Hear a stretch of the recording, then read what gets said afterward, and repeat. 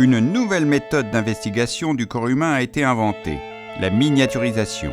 Grâce à elle, l'équipe de savants réunis autour du capitaine Nemo a déjà pu sauver une jeune femme. Ils entament aujourd'hui une nouvelle plongée. Que vont-ils bien pouvoir découvrir ? Ce patient est bien mal en point. Je crains bien que la source de sa maladie ne se situe au niveau du rein. Nemo, vous m'entendez ? Oui, je vous entends. Nous arrivons dans le rein. Le rein est un organe très important. Il ne fait pas que filtrer le sang, il assure aussi son équilibre chimique et participe à la régulation de la pression artérielle.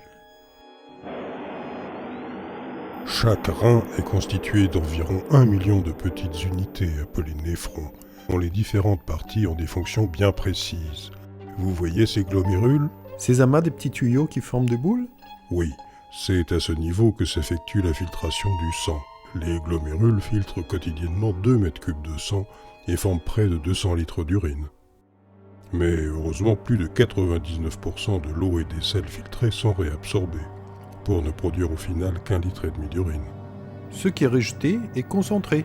En effet, les parties successives du néphron permettent d'éliminer les toxines et de réguler la quantité d'eau et la concentration en sel de l'urine selon la quantité d'eau avalée. Pour cela, le rein sécrète des enzymes, comme la rénine, qui ont des effets sur le dosage de sodium dans le sang et sur la pression artérielle. C'est pour cela qu'il ne faut pas manger trop salé. Oui, l'excès de sel fait augmenter la pression artérielle.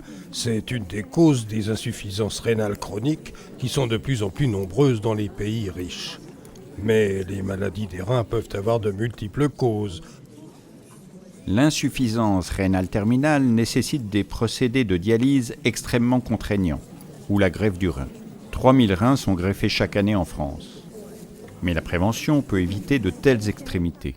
En particulier, le contrôle de la pression artérielle, du taux de protéines et du cholestérol, ainsi qu'un bon régime alimentaire. La recherche étudie les facteurs de risque en suivant des milliers de patients sur plusieurs années et met au point des molécules pharmaceutiques prometteuses.